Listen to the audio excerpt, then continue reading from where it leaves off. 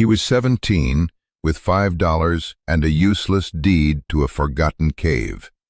But what he built inside it didn't just save his life.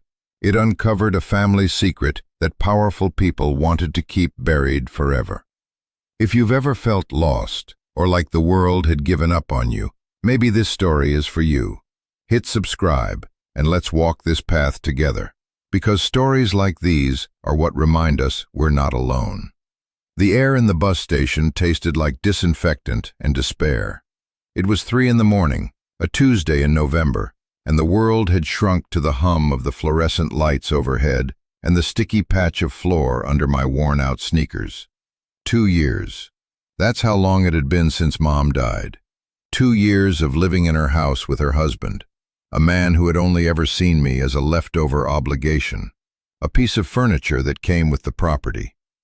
On my 17th birthday, he had handed me an envelope and a flimsy duffel bag. Inside the bag were 3 t-shirts, a pair of jeans, and a toothbrush. Inside the envelope was a folded piece of paper and a single $5 bill. "Happy birthday, kid," he'd said, not meeting my eyes. "You're almost a man. Time to make your own way." He didn't say the words, "get out," but the new lock on the front door, which I could see him fumbling with as I walked away, said it for him. The piece of paper was a deed, a quitclaim deed, yellowed and brittle at the creases. It granted the ownership of a 2.5-acre parcel of land in rural Missouri to one Leo Vance. Me. It was signed by my grandfather, a man I barely remembered, a ghost from stories my mom used to tell before she got sick. Unimproved land, the deed read, containing 1 limestone cave entrance. My stepfather, Frank, had snorted when he gave it to me. "Your crazy old grandpa left you that, a hole in the ground. Fitting." He thought it was a joke, a final, pathetic inheritance to send me off with, a hole in the ground. He wasn't wrong, but it was the only thing in the world with my name on it. So I sat there in the bus station, the $5 bill tucked into my sock, the deed of fragile promise in my jacket pocket. The bus ticket had cost me the last $40 I'd saved up from mowing lawns the summer before. It was a one-way ticket to a town called Harmony Springs, the closest stop to the coordinates scribbled on the back of the deed. I didn't know what I was going to do when I got there. I didn't have a plan. All I had was a direction. The bus groaned to a stop outside a gas station that looked like it had been closed since the 90s. The sign for Harmony Springs was so faded you could barely read it. This was it. I stepped off the bus and the cold hit me like a physical blow. It was different from the city cold I was used to. This was a deep, damp cold that got into your bones, carrying the smell of wet earth and decaying leaves. The sun was just a pale suggestion in the east, the sky a canvas of bruised purple and gray. There were no taxis, no people, just the hiss of the bus's air brakes as it pulled away, leaving me alone in the immense, terrifying silence of the countryside. I checked the map on my phone, my battery already screaming at me with a red 12%. The property was 6 miles from here. 6 miles on foot, with everything I owned on my back. I started walking. The first hour was the worst. Every part of me wanted to turn back, but there was nothing to turn back to. Frank had made that clear. The memory of his face, impassive and final, was a wall behind me. So I kept putting one foot in front of the other. The road was cracked asphalt that soon gave way to gravel. The houses grew farther and farther apart until they disappeared completely, replaced by skeletal trees and empty fields sleeping under a thin blanket of frost. I thought about Mom. I thought about how she used to talk about her father, my grandfather. She'd called him a dreamer, a man who saw magic in rocks and trees. Frank had called him a broke, stubborn old fool. I wondered which one was true. I wondered if it mattered. After what felt like an eternity, the gravel road turned into a dirt track, barely visible, winding its way up a low hill. My phone had died an hour ago. I was navigating by a compass app screenshot and a prayer. The track ended abruptly at a rusted gate hanging crookedly on one hinge. A faded, hand-painted sign was nailed to a tree. Vance, it said, nothing else. This was it. I pushed the gate open. It screamed in protest. The 2.5 acres were a tangle of overgrown brush, thorny vines, and spindly, leafless trees. It looked abandoned, forgotten by time. Worthless. Frank's word echoed in my head. A hole in the ground. I pushed my way through the brush, my legs scratched and bleeding, following a barely there path. And then I saw it. Tucked into the side of a moss-covered limestone bluff was a dark opening, a mouth in the earth. The cave. It wasn't huge, maybe 10 feet high and 15 feet wide at the entrance. The air spilling out of it was cold and still, carrying a scent of damp stone and deep, ancient darkness. I stood there, shivering, my breath pluming in the air.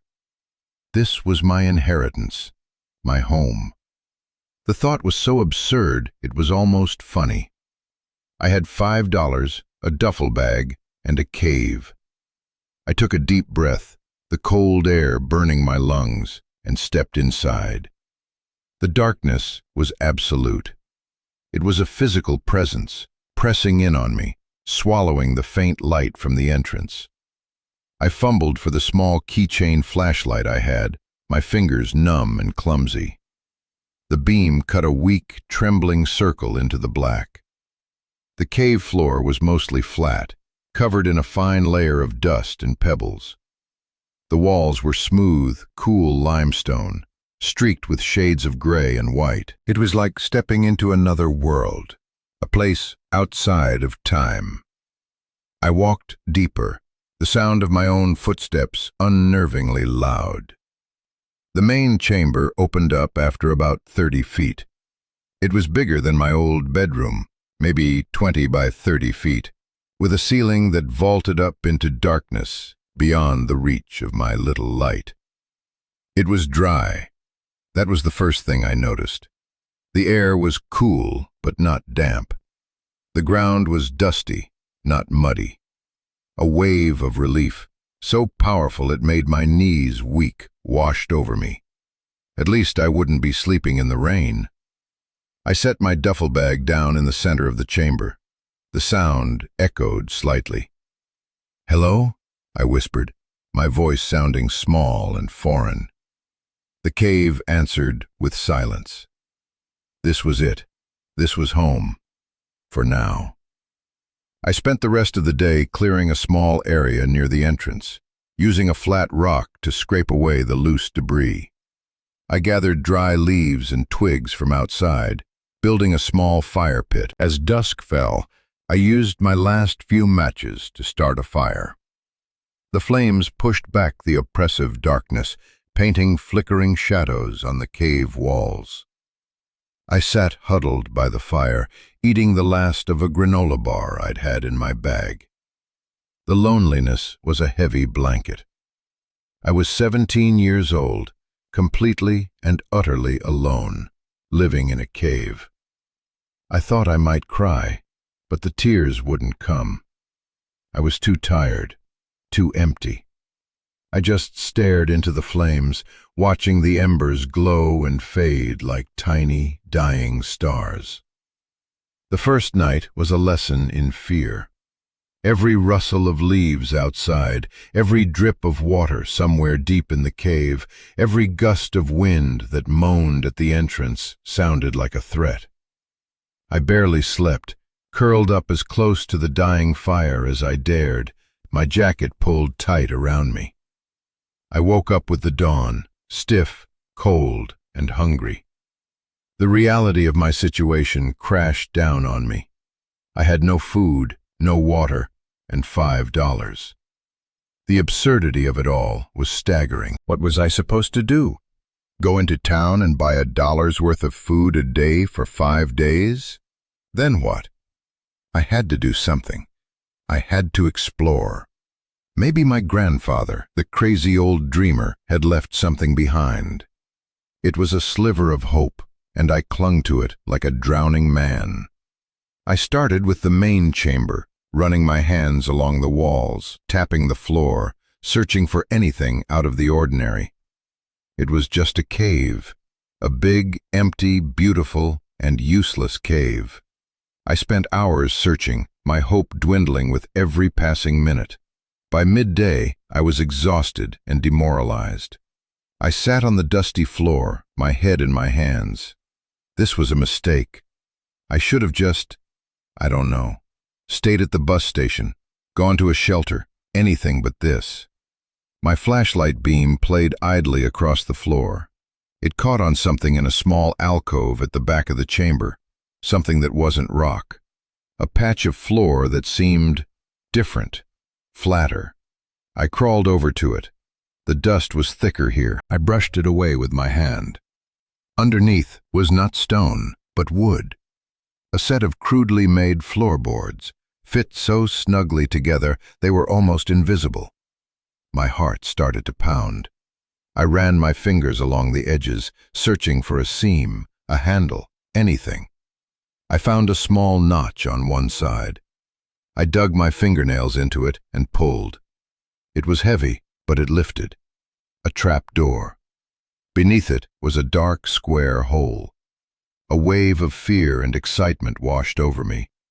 I shone my light down into the darkness. It was a small, stone-lined cellar, about 4 feet deep, and at the bottom of it, covered in a thick canvas tarp, was a large metal footlocker. It was an old army-style trunk, painted olive green, with heavy latches on the front. It looked ancient, solid, and full of secrets. It took all my strength to haul it out of the hole. I dragged it over to the center of the chamber, my mind racing. What was inside? Money? A crazy old man's junk? A map to a hidden treasure? My hands trembled as I worked the latches. They were stiff with rust, but they finally gave way with a loud groan. I lifted the heavy lid. The first thing I saw was an envelope, lying on top of a pile of neatly folded clothes. My name, Leo, was written on it in a shaky but clear hand. It was a letter from my grandfather. I picked it up, my fingers tracing the letters of my name. It felt like a message from a ghost. I opened it. The letter was several pages long, written on thin, almost transparent paper. I began to read. "My dear Leo," it started, "if you are reading this, then I am gone, and the world has failed you in the same way it failed your mother. I am sorry. I am sorry for not being there, for not being the grandfather you deserved. I tried to reach out, but Frank, well, that's a story for another time. The important thing is that you are here now, and this place, this hole in the ground, is more important than you can possibly imagine." I had to stop reading for a moment. The directness of it, the apology, it cracked something open inside me. I took a shaky breath and continued. "I didn't buy this land because I was crazy, Leo. I bought it to protect it. The limestone in this cave, in this whole bluff, is unique. It's almost perfectly pure, a geological freak of nature. There's a company, a corporation called GeoCorp, that knows about it. They've known for years. They want it for manufacturing high-grade medical and electronic components. They would strip mine this entire hillside, poison the groundwater, and destroy this beautiful place, all for a profit. They offered me money, a lot of money. When I refused, they started to apply pressure. They made life difficult for your mother. They threatened her job. They filed frivolous lawsuits. They wore her down. I believe the stress of it is what made her sick. They took my daughter from me, Leo. I couldn't let them take her legacy, too. My hands were shaking so hard I could barely hold the pages. This wasn't just a story about rocks. This was about my mother. This was about why she was gone. I felt a hot surge of anger, a feeling so intense it almost choked me. I forced myself to keep reading. I couldn't fight them in court. They have armies of lawyers. So I did the only thing I could. I made myself a nuisance. I became the crazy old man who lived on the worthless land. I made the property so unappealing, so legally tangled, that it would be more trouble than it was worth for them to try and take it from me by force. It was a desperate plan, but it worked. They left me alone, waiting for the old fool to die so they could swoop in and pick it up for back taxes. But I had one last card to play. You. The letter went on to explain everything. He had put the land in my name, in a trust that would activate on my 18th birthday, but with a clause that allowed me to take possession if I was ever left without a legal guardian. He knew Frank would kick me out. He had counted on it. It was a terrible, desperate gamble. A gamble on me. Beneath the letter in the footlocker was a stack of documents, geological surveys, copies of offers from GeoCorp, and notarized affidavits from other landowners who had been pressured by the company. It was a mountain of evidence. Under the documents were clothes, warm wool shirts, thick socks, a heavy-duty winter coat. And under the clothes were tools, a hammer, a saw, a set of wrenches, a hand-crank drill. At the very bottom of the trunk were two things. The first was a fixed stack of $20 bills bound with a rubber band. I counted it. $2,000. It felt like $1 million. The second was a thin, rolled-up set of blueprints. I unrolled them on the cave floor. They were architectural drawings for a Quonset hut, a small, arch-style steel building designed to be built on a simple foundation. There were notes scrawled in the margins in my grandfather's handwriting. Reinforce against wind shear. Can be anchored directly to cave floor. Insulation is key. And at the bottom of the page, a final note. A home is not a place you find, Leo. It's a place you build. Start here. I sat there on the cold stone floor for a long time, the letter in one hand, the blueprints in the other. I wasn't an orphan who'd been abandoned. I was the last soldier in a war I never knew existed. My grandfather hadn't left me a hole in the ground. He'd left me a fortress. He'd left me a mission. And he'd left me a choice. I could take the $2,000, disappear, and let GeoCorp have their way. I could trade this cold, lonely cave for a warm apartment in some anonymous city and try to forget any of this ever happened. It was the sensible choice, the easy choice. Or I could stay. I could fight. I could build. I could honor the man who had sacrificed everything to give me a chance. The man who had believed in me without ever really knowing me. I looked around the dark, silent cave. It didn't feel empty anymore. It felt full of purpose, full of a history I was now a part of. I cried then. I cried for my mother, for the life she'd lost. I cried for my grandfather, the lonely old warrior I'd never get to thank. And I cried for myself, for the scared, lost kid who had walked into this cave 12 hours ago and who no longer existed. He was gone.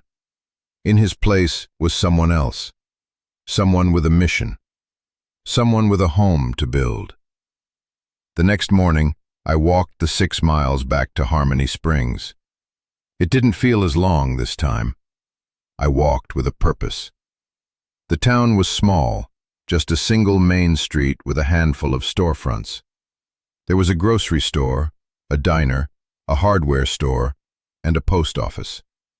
It was the hardware store I was looking for. A bell chimed as I walked in. An old man with a kind face and flour-dusted overalls looked up from behind the counter. "Help you, son?" he asked. "I need to order a building," I said, my voice sounding more confident than I felt. I unrolled the blueprints on the counter. He whistled. "A Quonset? Haven't seen one of these go up around here in years. Tough as nails." We spent the next hour going over the plans. He knew the company that sold them as kits. He helped me calculate the materials I would need for a concrete foundation. He showed me the best kind of insulation, the kind of wood stove that would be most efficient. He never once asked what a 17-year-old kid was doing building a steel hut in a cave. He just treated me like a customer, like a man with a project. The kit cost $1,200. The foundation materials, insulation, and stove would be another $700.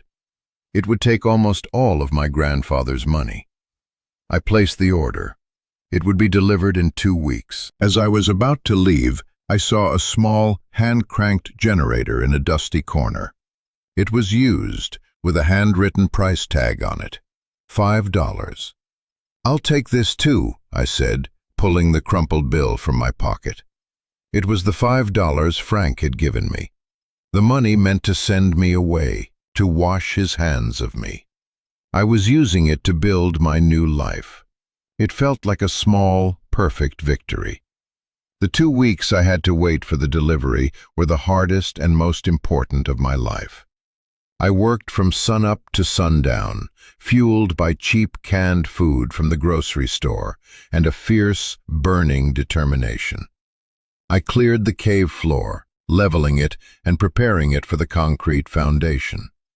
I hauled hundreds of pounds of gravel and sand from a creek bed half a mile away, 1 bucket at a time. My body ached in ways I didn't know were possible. My hands were raw and blistered. But every night, as I sat by my fire, I could see the progress. I was turning this empty space into something else. I was preparing the ground. During this time, I also made a difficult phone call. I found a number for a legal aid society in the nearest city. I told the woman who answered a shortened version of my story. I was a minor. I had inherited property, and a corporation was trying to take it. I expected to be dismissed, to be told to call back when I was 18. Instead, she listened patiently. "Send me copies of everything you have," she said. "The deed, the letters, the documents from the trunk. Send them to a Ms. Albright. She handles property and environmental cases."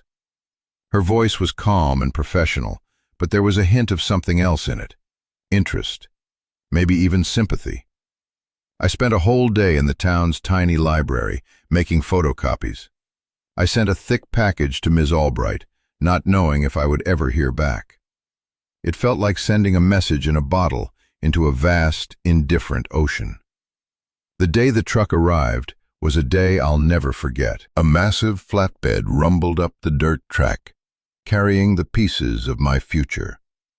The driver, a big man named Earl with a thick beard, helped me unload the curved steel panels, the struts, the thousands of bolts and nuts. He looked at the cave, then at me, then at the pile of steel. He shook his head and grinned. "Well, I'll be," he said. "You're really doing it." Before he left, he handed me a thermos of hot coffee and a bag of sandwiches his wife had packed. "Good luck, kid," he said. "You're gonna need it."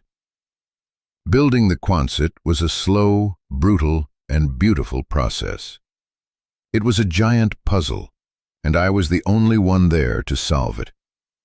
I poured the concrete foundation one small section at a time, mixing it by hand in a wheelbarrow I'd bought. I bolted the steel arches together, hoisting them into place with a makeshift pulley system. I made 1,000 mistakes. I stripped bolts. I cut panels to the wrong size. I dropped heavy tools on my feet. There were days when I was so frustrated and exhausted that I just sat down and cried. But I never thought about quitting. Every single piece of steel I lifted, every bolt I tightened, was an act of defiance. It was a statement. I am still here. This is my home. You can't have it. I started to meet some of the locals on my trips into town.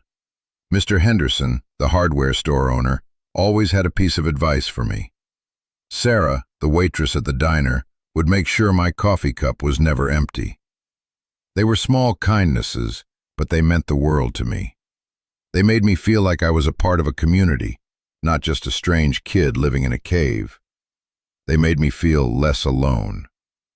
One afternoon, as I was installing the insulation, a sleek black car I'd never seen before pulled up to the gate. A man in an expensive suit got out. He was tall, with slicked back hair, and a smile that didn't reach his eyes. He walked right up to the cave entrance, not even bothering to pretend he was lost. "Leo Vance?" he asked. I nodded, my heart pounding. "I'm from the legal department at GeoCorp," he said, extending a hand I didn't take. "We were sorry to hear about your grandfather. He was a character." He looked past me at the half-finished Quonset hut inside the cave. His smile faltered for a second. "Look, son, we know you're in a tough spot. This land isn't worth anything. The back taxes are piling up. We're prepared to make you a generous offer, enough to get you a fresh start, a real home." He named a number. It was a staggering amount of money, more than I could even comprehend. It was enough to make all my problems disappear forever. It was the easy way out, gift-wrapped and handed to me. I thought of my mother. I thought of my grandfather's letter. I thought of the calluses on my hands and the ache in my back. "This is a real home," I said, my voice quiet but steady. "And it's not for sale." The man's smile vanished completely. His eyes turned cold. "You're making a big mistake, kid. You're a 17-year-old squatter. You have no idea what you're up against." He got back in his car and drove away, leaving a cloud of dust behind. The threat was clear. The fight was just beginning. But for the first time in my life, I wasn't scared. I was ready. I finished the Quonset hut a week before my 18th birthday. I installed the wood stove, ran a pipe up through a natural fissure in the cave ceiling. I built a small bunk bed, a table, and a set of shelves from scrap lumber. It was small, it was simple, but it was mine. I had built it. On the morning of my 18th birthday, I woke up in my own bed, in my own home. The air was warm from the stove. Through the small window I had installed in the front wall of the hut, I could see the sun rising over the frosty fields. I was officially an adult. I was no longer a runaway, no longer a ward of the state. I was a landowner, a homeowner. I made myself a cup of coffee and sat at my table, looking at the home I had built inside a cave with my own 2 hands. It was the best birthday of my life. An hour later, I heard another vehicle coming up the track. This one was different. It was an older, beat-up sedan. A woman got out. She was in her 40s, with sharp, intelligent eyes and hair pulled back in a no-nonsense bun. "Leo Vance?" she asked, walking towards me. "I'm Eleanor Albright, from the Legal Aid Society. I got your package." She was holding the thick file of my grandfather's documents. "I have to say," she said, looking around at the cave and the hut, "this is not what I was expecting." We talked for hours. I showed her everything, the cave, the geological surveys, my grandfather's letters. She listened intently, taking notes, her expression growing more and more serious. "Your grandfather was a very smart man," she said finally. He built a fortress of paper around this place. Geocorp has been trying to claim this land through adverse possession and tax liens, but your grandfather's trust and your legal status as a minor have kept them at bay. Now that you're 18 and have clearly taken possession of the property, their claim is practically non-existent. Relief washed over me, so pure and strong it was like a tidal wave. "So, I'm safe?" I asked. "Legally, your ownership is solid," she said. "But a company like Geocorp doesn't play by the rules. They play to win. The man who visited you? That was their way of testing you. They were hoping to scare you into selling. Now that they know you won't, they'll move on to phase 2. Phase 2? Harassment, frivolous legal challenges designed to drain your resources. They'll try to bury you in legal fees. They'll challenge the property lines. They'll claim you're an environmental hazard. They will try to make your life here impossible." My heart sank. "So what do we do?" I asked. Ms. Albright smiled, a real, genuine smile this time. "We fight back," she said. "Your grandfather didn't just leave you evidence against them. He left you a weapon. That geological survey, combined with their history of pressuring landowners, that's not just a defense, Leo. It's the foundation for a class action lawsuit. We can go on the offensive." She explained her plan. We would reach out to all the other families in the area that Geocorp had bullied over the years. We would use my grandfather's meticulous records to build a case against them, not just for harassment, but for a pattern of corporate malfeasance. We wouldn't just be defending my 2.5 acres. We would be defending the whole community. It was a daunting prospect. It was David versus Goliath. But looking at the determined set of Ms. Albright's jaw, I believed we could win. "There's just one problem," she said. "A lawsuit like this takes time, years maybe, and it takes money. I can work pro bono, but there are filing fees, expert witness costs. It adds up. You'll need to find a way to support yourself, to live here and hold on while the wheels of justice slowly turn." She was right. The last of my grandfather's money was gone. I had a home, but I had no income.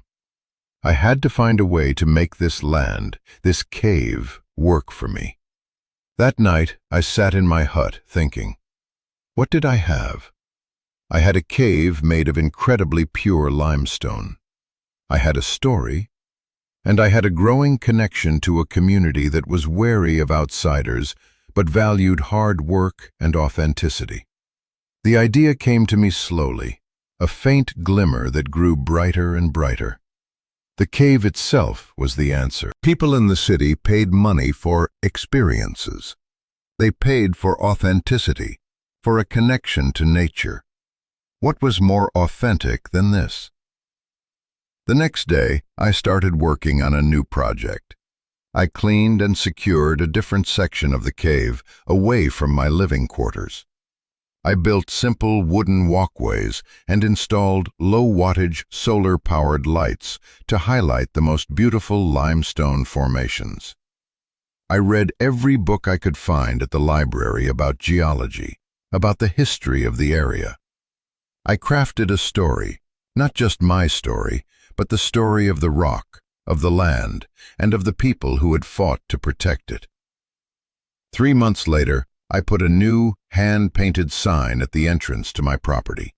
It said, "Vance Caverns, a story in stone. Tours by appointment." I put up a flyer on the community board at the diner.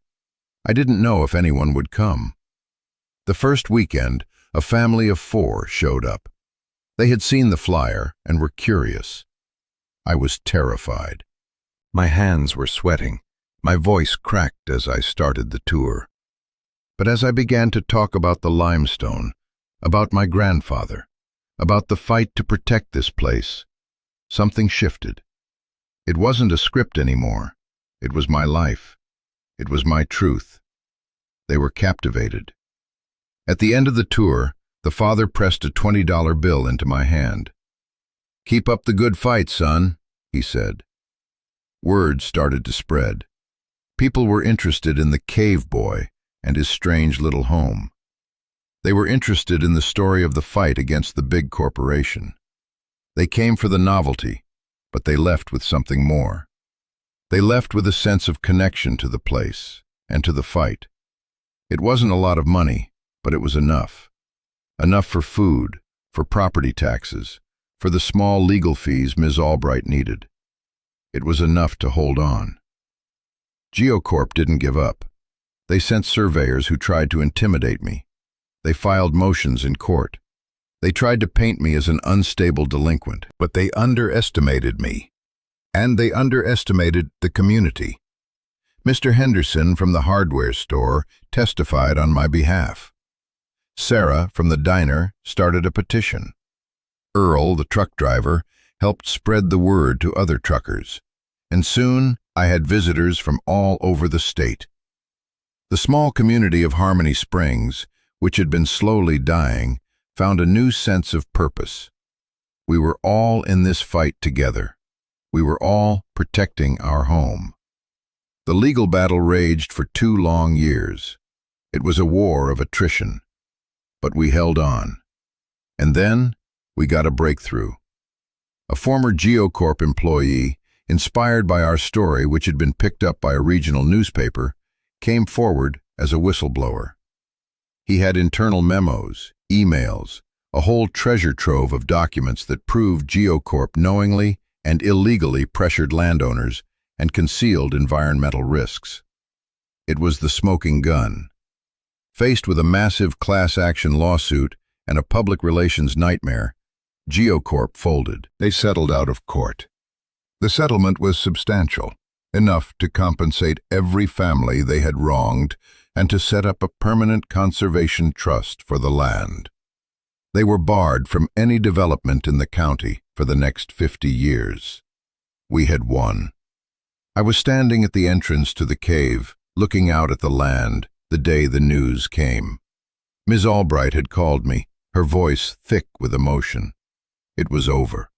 We had actually won. I didn't feel a huge surge of victory. I just felt a quiet, profound sense of peace. My grandfather's war was over. His legacy was safe. My home was safe. It's been 5 years since that day. I'm 24 now. Vance Caverns is a modest but successful local attraction. I give tours. I host geology workshops for school kids. I use the money to maintain the conservation trust that now protects hundreds of acres of land around my own. The Quonset hut is still my home. It's a bit more comfortable now. I have solar panels on the bluff that provide electricity, and even a satellite internet connection. But it's still the same simple, solid structure I built with my own 2 hands. It's a constant reminder of where I came from. Sometimes I walk back into the main chamber, to the spot where I first read my grandfather's letter. I run my hand along the cool limestone wall. This place saved me, not just by giving me shelter, but by giving me a purpose. It taught me that a home isn't just 4 walls and a roof. It's a connection to a past and a commitment to a future. It's a place worth fighting for. My grandfather was right. A home isn't something you find. It's something you build. And sometimes you have to build it in the most unlikely of places. Sometimes you have to build it in the dark, with nothing but a handful of tools and a desperate hope. I know there are people out there listening to this who feel like I did in that bus station. Lost, alone, invisible. You might feel like the world has handed you nothing but a hole in the ground. And what I want to tell you is that sometimes the hole in the ground is a gift. It's a chance to build something new, something that is entirely your own. Your life might not be a physical cave, but we all have these spaces, these challenges, these inheritances of trauma or neglect. What matters is what we choose to build there. If this story meant something to you, If it resonated with that part of you that knows what it's like to fight for your place in the world, then please share it. And in the comments below, I want you to tell me something. What is the cave in your life that you have transformed into a home? What battle did you fight that no one else could see? I read every comment because this channel isn't just about my story. It's about ours. It's a community of people who know that the deepest foundations are often laid in the darkest of places. Thank you for listening, and don't ever stop building.